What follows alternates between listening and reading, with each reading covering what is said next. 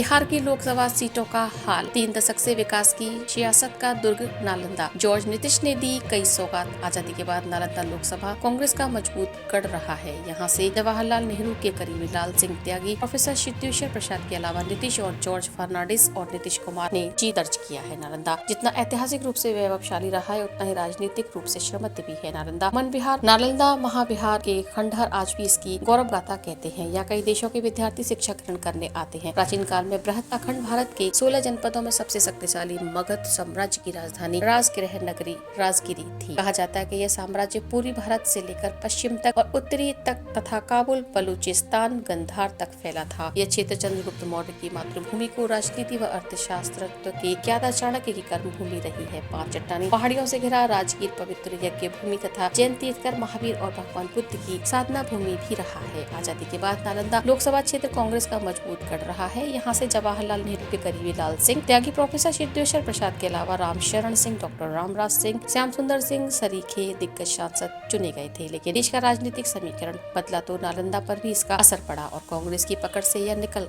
गया था।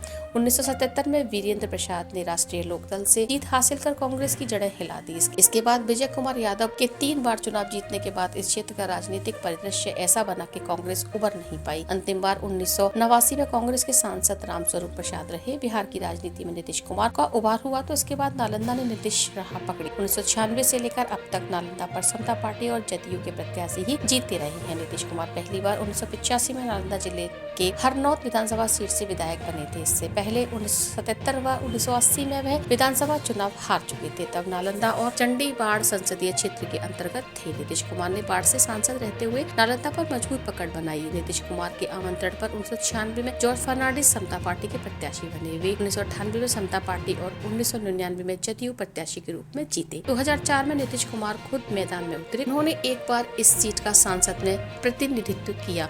पिछले 28 वर्षों में नीतीश कुमार के इस मजबूत दुर्ग को भेदने